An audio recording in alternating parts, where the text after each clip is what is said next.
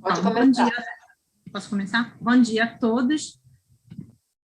Meu nome é Sara Gemini Piperni e hoje nós vamos dar seguimento às nossas aulas sobre os sistemas histológicos e vamos falar de um sistema que é um sistema muito atual devido à pandemia da Covid-19, o sistema respiratório. O tema de hoje, então, é bastante atual e nós estamos em uma pandemia respiratória, então estamos percebendo na pele os efeitos da falta da respiração. Todos nós respiramos, certo? Mas também ninguém percebe que está respirando até parar de respirar. Então, o que acontece? Quanto tempo nós podemos ficar sem respirar? Estou conseguindo. O recorde mundial de tirar o fôlego é de 24 minutos, que foi realizado por Budimir Buda Sobata, um croata de 54 anos, que foi muito treinado para isso. Por uma pessoa normal, já após de 2 minutos sem ar, se apresenta desmaio. Então, por isso, nós conseguimos entender a importância do sistema respiratório.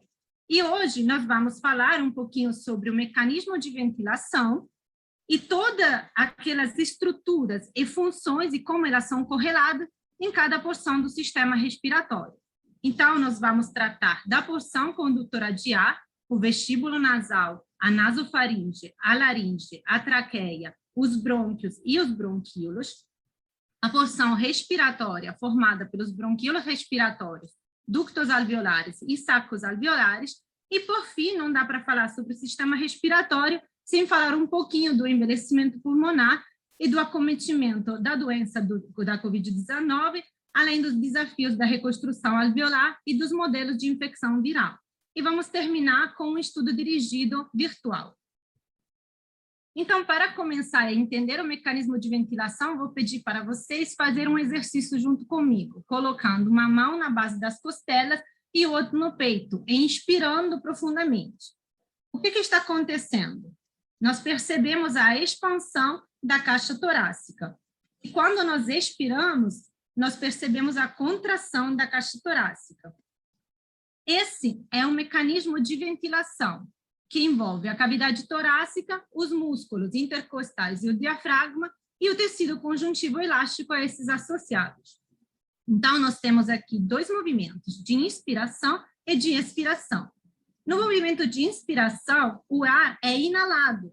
Então, com a nossa mão em cima das costelas, podemos sentir o diafragma se contraindo e se movendo para baixo, e com a nossa mão no peito, precisamos sentir os músculos intercostais que se contraem e as costelas que se elevam.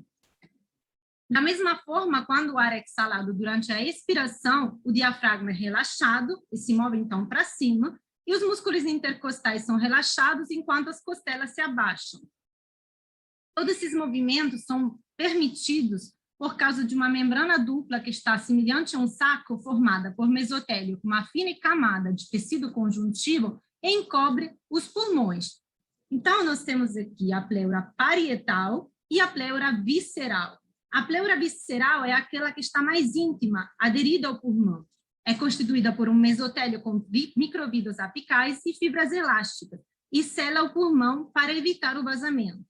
Enquanto a pleura parietal é o revestimento interno da caixa torácica. É mais espessa e apresenta células mesoteliais sustentadas por um conjuntivo que é rico em gordura. Entre essas 2 camadas é presente um líquido fino que permite o deslizamento entre elas.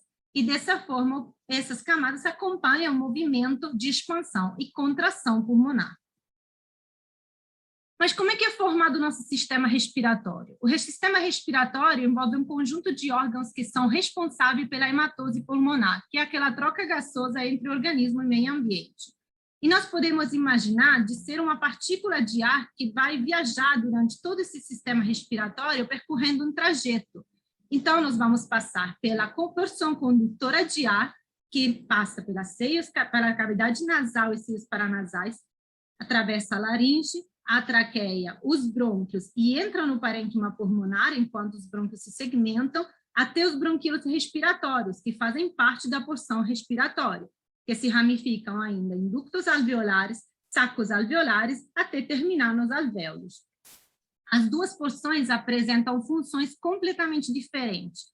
Na porção condutora de ar, além da condução do ar inalado e exhalado, se há o aquecimento e umidificação do ar, além da retenção e depuração das partículas indesejadas, principalmente poeira, mas não só, e da percepção do sentido do olfato, que é um dos sintomas que acomete a Covid-19, privando o paciente do sentido do olfato. E, além disso, na porção respiratória é possível a troca gasosa, ou seja, a hematose pulmonar. A primeira área que encontramos, então, é a cavidade nasal. A porção da cavidade nasal pode ser dividida em 3 áreas: o vestíbulo nasal, a área respiratória e a área olfatória. Essa porção tem várias funções que já conhecemos, como aquecimento e umidificação do ar, filtragem de partícula da poeira do ar inalado e a percepção do sentido do olfato. Mas também tem uma outra função da mucosa respiratória que ela compartilha com as demais mucosas. Sabe me falar qual é? É uma função absortiva, ou seja, vários medicamentos e drogas podem ser absorvidas por essa mucosa de forma mais rápida. Então, a primeira porção, aquela do vestíbulo nasal, ela é uma porção de defesa contra o desgaste do ambiente externo. Então, essa porção é conectada com o ambiente externo e apresenta um epitélio pavimentoso estratificado, queratinizado na parte externa, porque ela é mais sujeita a desgaste, e não queratinizado na parte interna, porque aqui nós não temos mais o desgaste mecânico como a parte externa.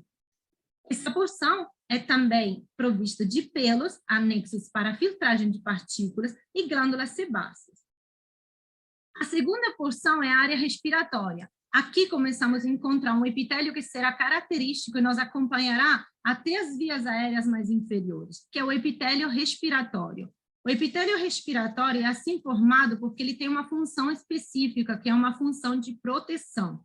Ele é um epitélio pseudoestratificado, cilíndrico, ciliado, com células caliciformes, e na lâmina própria apresenta glândulas mucosas e serosas. Por que desse epitélio?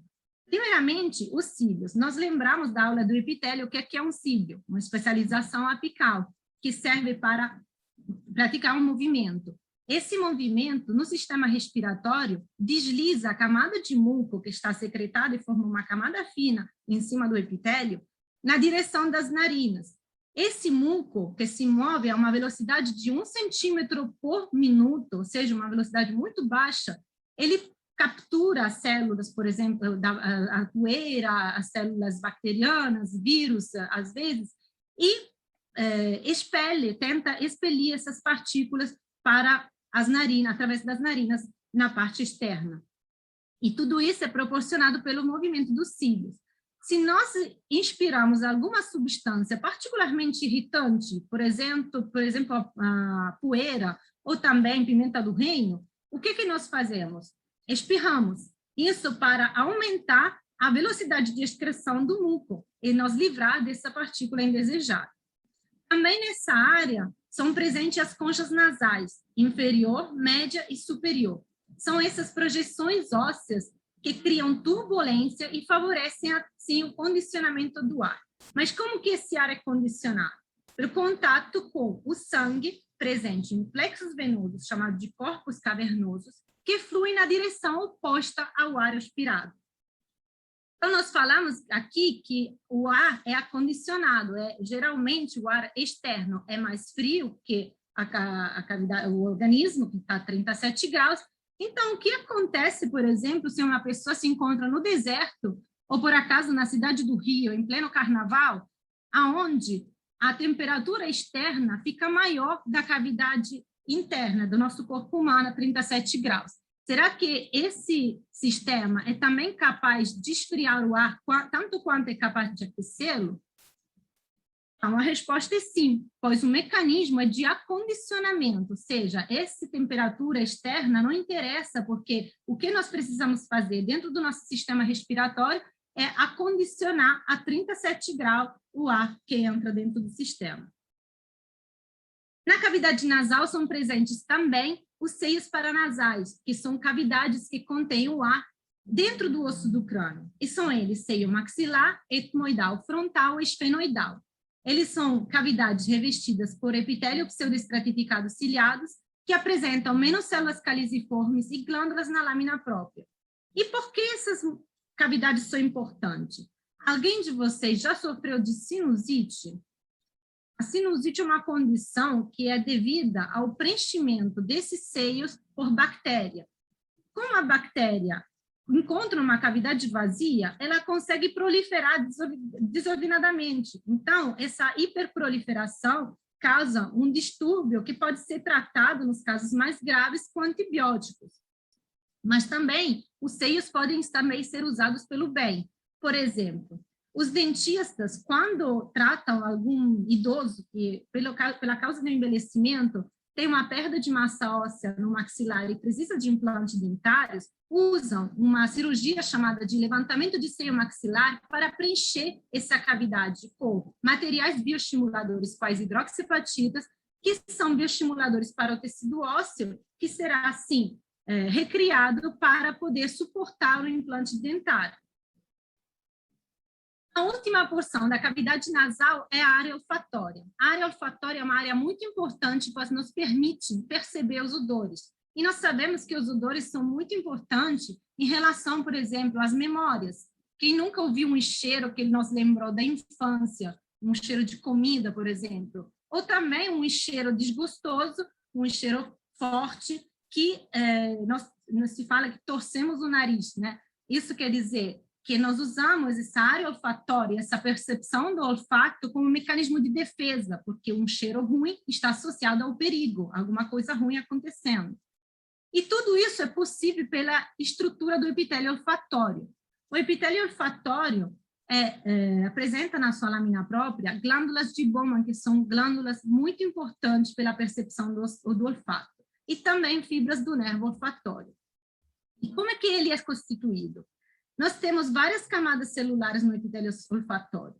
A célula de sustentação, as células tronco-basais, que são células tronco para diferenciação, e neurônios olfatórios, que são neurônios especializados, bipolares, com cílios na sua superfície apical e com um axônio que se conecta com os axônios provenientes de outros neurônios na superfície basal. É muito importante esse tipo de estrutura quando se fala da Covid-19. Por quê? Porque a SARS-CoV-2, ele acomete o nosso sistema respiratório, destruindo essas células. E recentes estudos mostram como provavelmente todos os sintomas neurológicos que são derivados da Covid-19, da SARS-CoV-2, são presentes para causa de um mecanismo retrógrado que leva o vírus, através do nervo olfatório, a alcançar o cérebro. E como é que acontece a percepção dos odores? As células da glândula de Bowman são células secretoras com uma secreção serosa que produz proteínas que ligam substâncias odoríparas, que são assim apresentadas os cílios imóveis presentes na superfície apical dos neurônios, permitindo assim a percepção dos odores. Também essas glândulas produzem IgA e lisozima, que são moléculas defensivas. Então, vamos prosseguir a nossa viagem, alcançando a porção posterior da cavidade nasal, a nasofaringe. Aqui, nada mais é que um grande mecanismo de defesa devido à presença do epitélio respiratório pseudoestratificado cilíndrico, igual àquele encontrado na cavidade nasal, e um tecido linfóide associado à mucosa, além de tonsilas. Já na porção sucessiva, que é a orofaringe, o epitélio é diferente. Nós encontramos um epitélio estratificado, pavimentoso, não queratinizado. E por que dessa diferença? A orofaringe, ela está conectada com a cavidade oral, e principalmente tem o mesmo epitélio do palato mole. Isso por quê? O que vocês acham? É porque a cavidade oral é sujeita a um desgaste mecânico que não é ou não deveria ser presente nas vias respiratórias, devido à passagem do bolo alimentar. Então, por isso que o epitélio tem que ser um epitélio pavimentoso não queratinizado. E, em seguida, nós encontramos a laringe. A laringe é uma cavidade formada por cartilagens sucessivas interligada por músculos e ligamentos. nós podemos, a palpação, se vocês encostam a mão no pescoço, vocês percebem a existência das cartilagens protetivas tireoide e cricoide. A laringe também é responsável pela produção de sons, tanto que se encostar a mão no pescoço, enquanto estão falando, vocês conseguem sentir as vibrações e fecha as entradas nas vias aéreas durante a deglutição.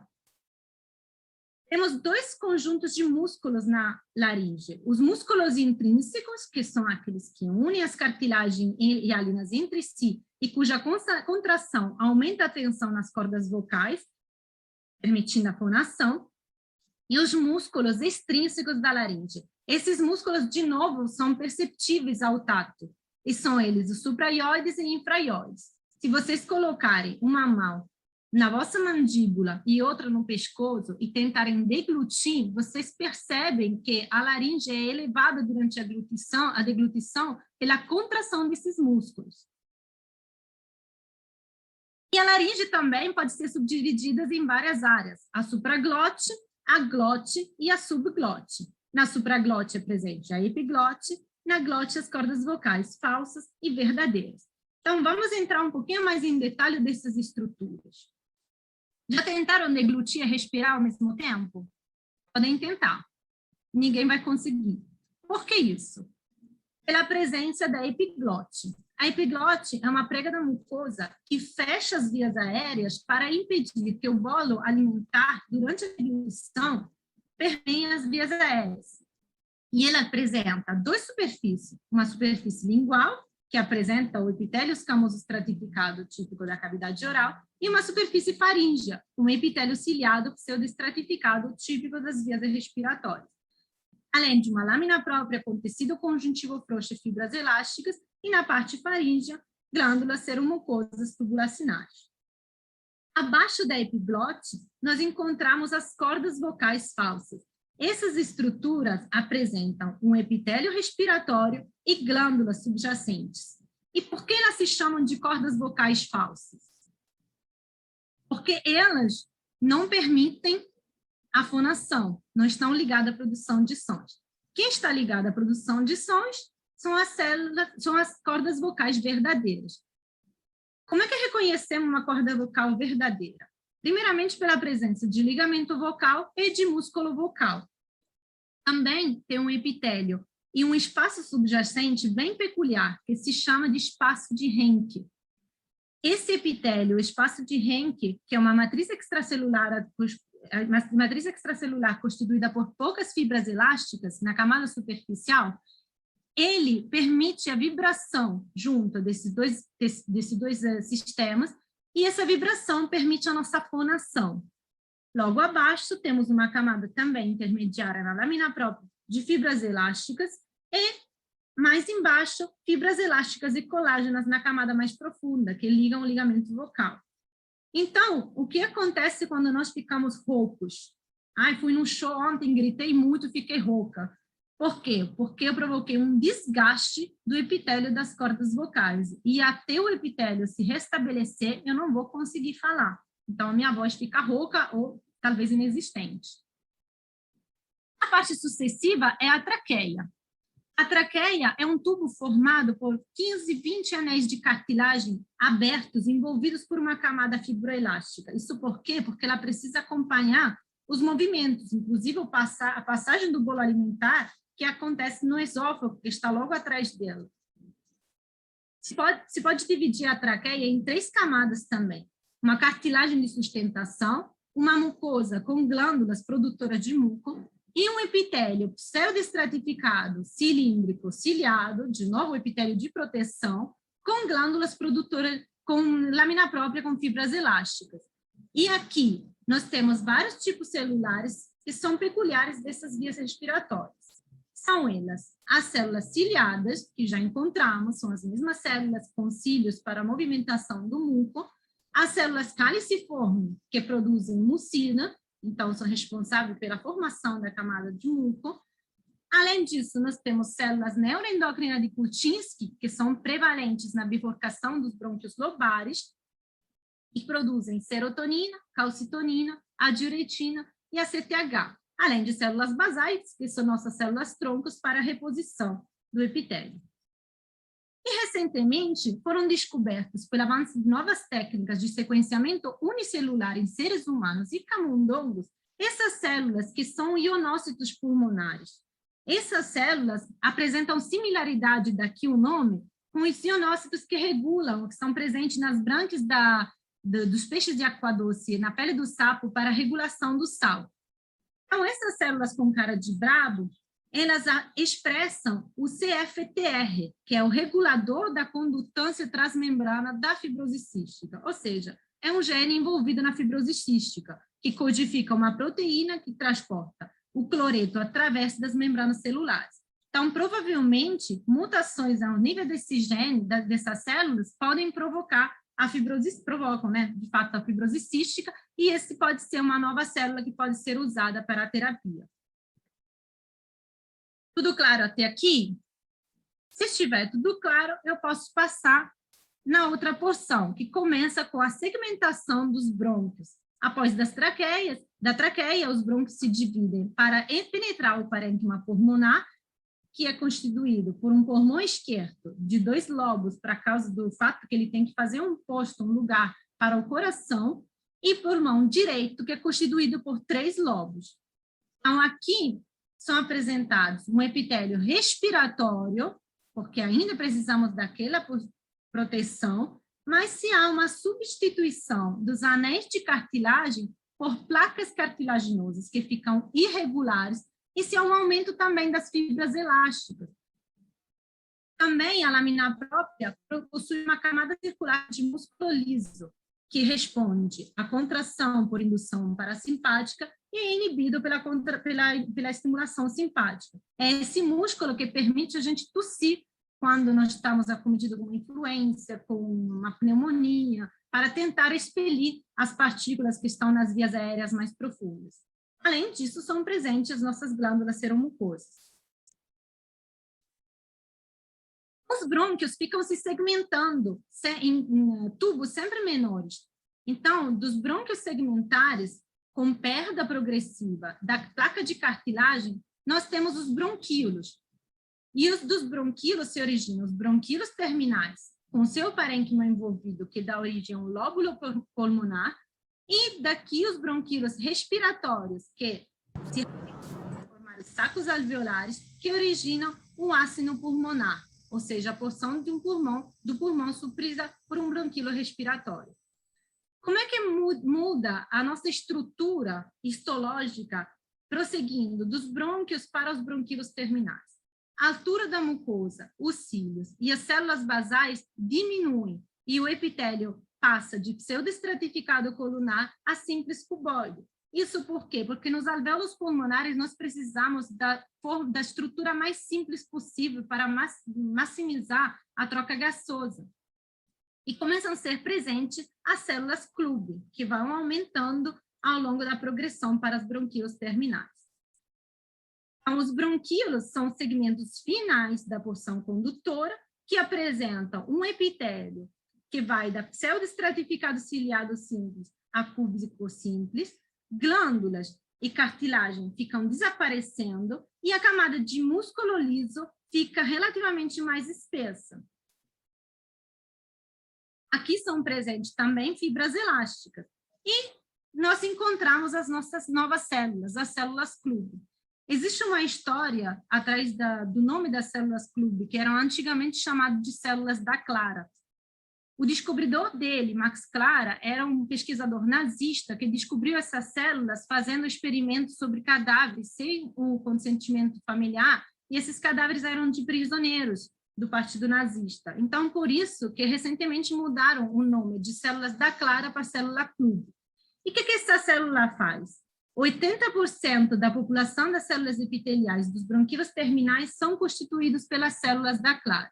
Elas apresentam um domínio apical que é sem cílios e podem, além de gerar outra célula ciliada e repor o seu próprio conjunto, migrar para os alvéolos pulmonares para realizar aquilo que se chama de bronquialização alveolar, ou seja, para repor a célula desgastada dos alvéolos pulmonares.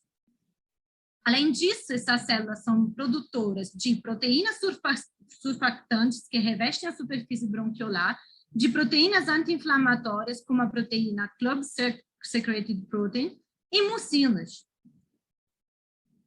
A porção logo depois é aquela do bronquilo respiratório, que é apresentado em continuidade com as paredes dos alvéolos. E ele apresenta um epitélio cuboide baixo, que se substitui descontinuamente por células pavimentosas de tipo 1. Os ductos alveolares, que se ramificam dos bronquíolos respiratórios, apresentam uma parede descontínua com acúmulos focais de músculo liso e fibras elásticas dispersas e se ramificam para formar os sacos alveolares. Aqui é presente uma fina camada de tecido conjuntivo. A parede presente entre dois alvéolos precisa ser sustentada e se chama de septo alveolar, e é sustentada pelo interstício alveolar, que é formada por tecido conjuntivo de colágeno e fibras elásticas produzidos pelos fibroblastos. Então, por fim, nós finalmente chegamos à parede das alvéolos pulmonares, onde acontece a hematose pulmonar. Essa é uma parede delgada formada por células epiteliais pavimentosas simples, revestidas por capilares. E aqui encontramos vários tipos celulares. A célula alveolar de tipo 1, que é uma célula achatada, pavimentosa. A célula alveolar de tipo 2, que é uma célula mais poligonal. Macrófagos alveolares. Por que são presentes macrófagos alveolares, além de chamado de célula de Kupfer, ou células da poeira? Porque aqui nós não temos mais todo aquele mecanismo defensivo que encontramos nas vias aéreas superiores. Então, precisa de uma célula para remover os resíduos e o surfactante envelhecido. Além disso, são presentes também fibroblastos para a produção de fibras elásticas e mastócitos para reações alérgicas. A célula alveolar de tipo 2 constitui 40% das células alveolares e 10% da superfície alveolar.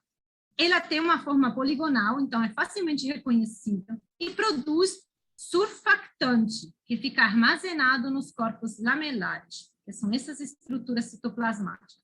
Mas por que nós precisamos de surfactante dentro dos pulmões? Já viram um inseto andar em cima da água? Por que isso acontece? Por causa de uma força chamada tensão superficial, que se forma entre as camadas de líquido aquoso em contato com a superfície de ar. Basicamente, a tensão superficial é formada pela falta de forças coesivas entre as moléculas vizinhas, no fato que, na superfície do líquido em contato com o ar, faltam as moléculas de água responsáveis pelo balanceamento das forças das moléculas subjacentes. Isso cria uma tensão muito forte em cima da superfície da água. É fácil entender a tensão superficial se pensa, depois de uma grande chuvarada, naquelas gotas que ficam retidas em cima da superfície das folhas.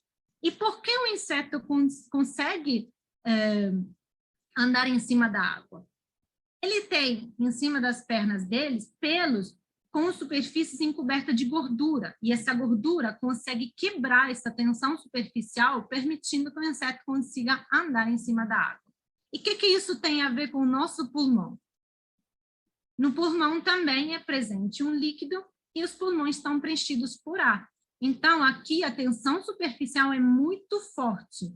E para reduzir a tendência ao colapso dos alvéolos no fim da expiração, nós precisamos produzir surfactante. E esse surfactante é formado por moléculas de gordura, 50% colesterol, 40% dessa proteína que se chama dipalmitofosfatidilcolina, de difícil pronúncia, e 10% dessas moléculas, SPA, SPB, SPC, que são proteínas que servem para estabilizar o surfactante na camada fosfolipídica e o surfactante em surfactante maduro. Por fim, os alvéolos capilares são revestidos por uma série de capilares, e esses capilares apresentam junções ocludentes, que são necessárias para formar a barreira hematoaérea ao alvéolo capilar, que veda essa situação para que seja possível a plena passagem dos gases oxigênio e CO2. Como que esse gás passa através do epitélio do endotélio? por difusão gasosa passiva. E por que isso acontece? Bom, quando nós inspiramos, a concentração parcial do oxigênio estará mais alta dentro dos alvéolos pulmonares comparado com os capilares. Então, o oxigênio vai difundir de forma passiva em sentido dos capilares. Da mesma forma, os capilares que chegam da circulação sistêmica estarão com uma pressão muito elevada de CO2, que fará assim que a CO2 difunde de forma passiva em direção dos alvéolos, para nós podermos realizar o movimento da expiração. Isso é hematose pulmonar, que é exatamente o oposto do que acontece na hematose celular, ou seja, quando esse oxigênio dentro do grupo M constituído nos eritrócitos chega a ter a circulação sistêmica, a célula terá uma concentração parcial de CO2 maior e uma pressão parcial de oxigênio menor. Então, a difusão passiva será no sentido contrário. Se tiver tudo claro até aqui, podemos entrar em uma parte um pouquinho mais complicada da aula, que verte sobre o envelhecimento pulmonar. Nós falamos muito de envelhecimento pulmonar nesses últimos anos, porque os idosos são mais acometidos pela SARS-CoV-2. Quais são as modificações que acontecem no envelhecimento pulmonar? Bom, primeiramente, se há uma diminuição de quase todos os tipos celulares, células basais, células alveolares epiteliais, células macrofágicas, diminui o número de células ciliadas. O que aumenta? A infiltração neutrofílica e os fibroblastos, que dá fibrose e inflamação, ou seja, aquele processo de inflamação crônico que nós encontramos com o avançar da idade. E também as células que ficam são qualitativamente prejudicadas. Por quê? Porque são células senescentes. Nós sabemos que a célula senescente produz um tipo de sinal parácrino para convidar as outras células a virar senescente também e para desregular todos aqueles fatores que estão produzidos na matriz extracelular, que se torna assim pró-inflamatória, fibrótica e assim falando. E por que isso acontece? Bom, não se assustem com esse slide, que é um pouquinho complicado, mas são todos mecanismos que com certeza vocês conhecem por outras aulas, tipo bioquímica, biologia celular. Então, esses 4 mecanismos, apesar de ser apresentados separados, estão todos conectados entre si. O primeiro mecanismo é o comprometimento das proteínas. Com a diminuição das funções das proteínas chaperonas e aumento da atividade da atividade autofágica, se apresenta proteínas que são agregadas, dobradas de forma incorreta, fosforiladas de forma incorreta. Isso pode prejudicar a célula e a matriz extracelular. Além disso, durante o envelhecimento, aumenta muito a produção de espécies reativas de oxigênios. E essas espécies reativas de oxigênio, nesse sistema, afetam prevalentemente o endotélio, o epitélio respiratório e os macrófagos.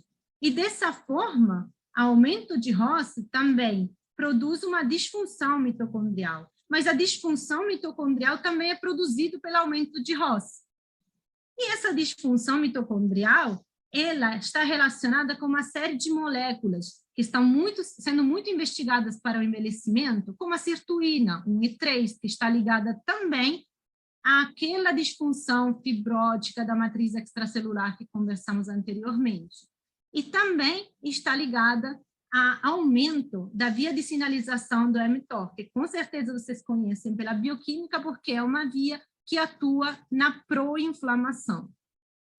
Tudo isso gera e é gerado pela senescência celular. A senescência celular, ou seja, células senescentes com telômeros mais curtos, geram esse fenótipo secretório associado à senescência, que, por um lado, com sinalização parácrina, mostra a outras células como virar senescente e também apresenta uma remodelação alterada da matriz extracelular, comprometendo, então, a matriz extracelular para virar mais fibrótica. E também o nosso sistema imunológico está completamente desregulado com o avançar da idade. se há uma involução da cápsula tímica e uma involução da medula óssea, que vira medula amarela, gordurosa. E também nos órgãos linfóides secundários, se há uma diminuição das células da migração das células dendríticas, e tudo isso resulta em células T e B não ativadas corretamente ou até imunorreativas contra o próprio organismo.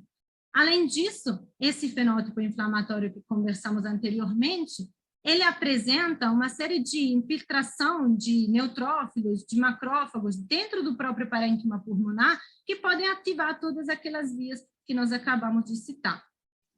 Interessante é notar que tudo isso acontece sim na idade adulta, mas parece ser, pelo menos parcialmente, revertido nos centenários. Então, esses centenários parecem que, com a longevidade, adquirem, de alguma forma, um efeito protetivo, que precisa ser estudado mais.